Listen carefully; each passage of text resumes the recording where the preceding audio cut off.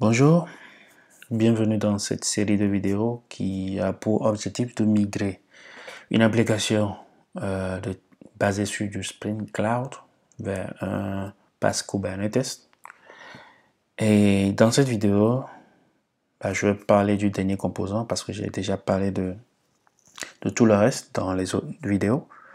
Le dernier composant, c'est le front Angular. Alors, le front Angular me permet d'implémenter le pattern UI, le UI pattern des patterns microservices. Ok, je ferme ça.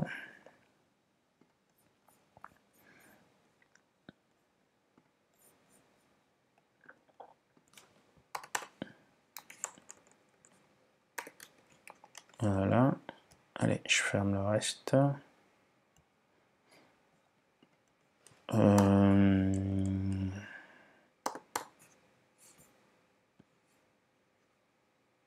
Bon, j'harmonise la configuration pour avoir quelque chose de bien. Voilà, c'est là.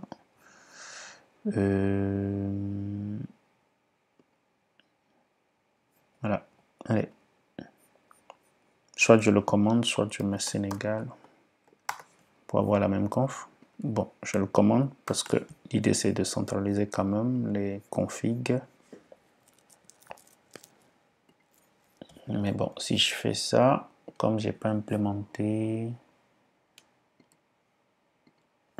le reload automatique, je vais essayer de l'implémenter avec le refresh scope, mais qui n'est pas passé. Bon, ça c'est une autre histoire. Donc il me faut redémarrer mes microservices pour qu'ils prennent en compte les nouvelles confs. Je n'ai pas tout redémarré. Je n'ai pas du tout redémarré, mais bon, c'est pas grave. C'est vite fait.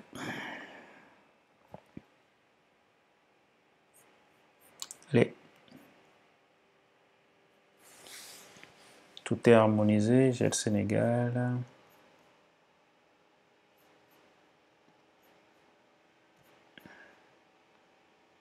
Population. Elle est où ma population?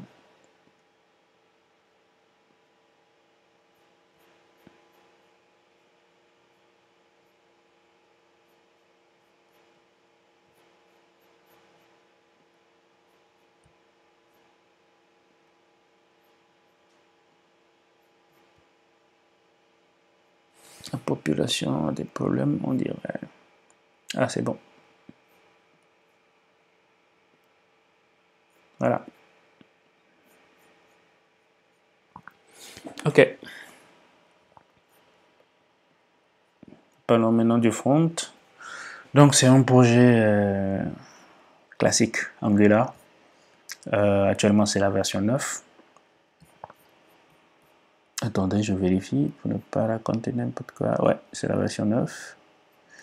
Et bon, je ne me suis pas très fatigué. Hein. J'ai juste utilisé les composants de base quand on génère un nouveau projet Angular. Mais ce qui est intéressant, c'est plutôt les services. Ok. Donc ici, j'ai une conf. Elle est où ma conf?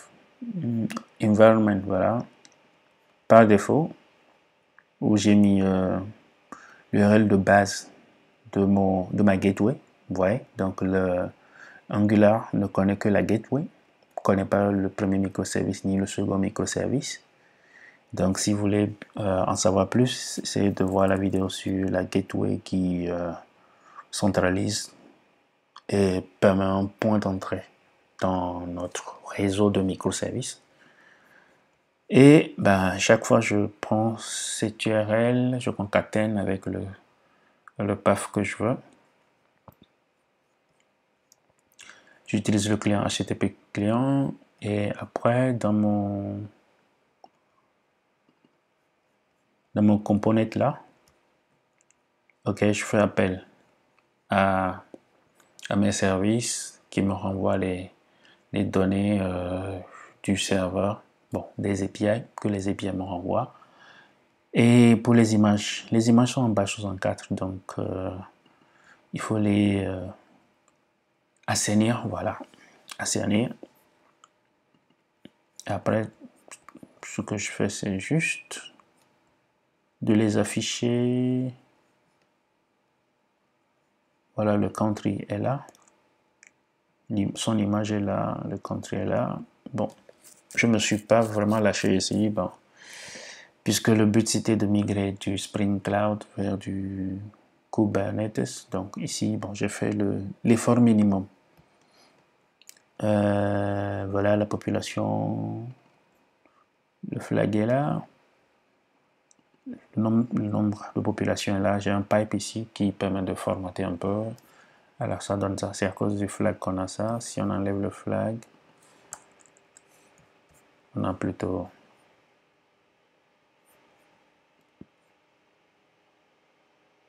Ouais, on a plutôt ça. Et si on remet le pipe, on a ça.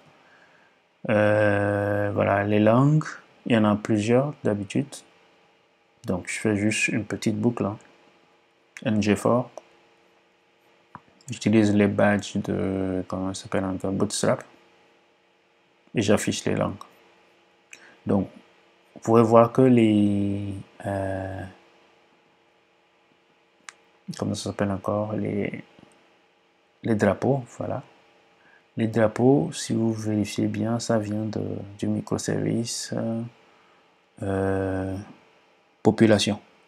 Donc c'est dans population que je récupère les deux là. Bon, j'en ai fait un seul. Et l'autre, il vient du country. C'est pourquoi ce drapeau est différent de ce drapeau. Ben, la provenance du mot, c'est différent de celui-là. Donc c'est ça comme le dit le UI pattern, microservices. Comme le dit le UI pattern des microservices, est là. Ok. Donc l'idée du UI pattern, c'est ok d'afficher les données provenant de plusieurs microservices. Ici, donne un exemple d'Amazon. Ce qui veut dire que vous avez, genre, si vous allez sur Amazon, vous avez les informations sur plusieurs éléments qui proviennent de plusieurs microservices, mais le client, en soi, il ne connaît pas cette complexité, au fait. C'est ce qu'il explique ici. Donc, le problème, c'est d'implémenter une interface, une page qui récupère, qui affiche les données de plusieurs sources. C'est exactement ce que fait le Angular ici. Si je suis un client lambda et que je viens sur cette page, j'ai juste le drapeau, j'ai Sénégal, j'ai la population du Sénégal, j'ai les langues du Sénégal, mais je ne sais pas si celui-là, c'est un seul serveur derrière qui m'envoie les données ou c'est 100 microservices. Ici, j'aurais pu en avoir 1, 2, 3. Mais moi, en tant que client, quand je viens, je veux juste les infos sur le Sénégal, je l'ai quoi, sans savoir d'où ça vient. Voilà un peu présenté de façon ramassée le pattern UI avec UI Composition avec du Angular. Bon, c'est ce que vous ferez aussi si vous avez une application Android, une application iOS, du Node, du JS. Vous ferez la même chose, vous récupérez tout ce qui vient de la gateway et vous afficherez une interface conviviale pour le client. Voilà pour cette vidéo. Voilà pour ce qui est fait côté Angular pour avoir cette partie. Et c'est terminé. N'oubliez pas de vous abonner pour la suite des vidéos.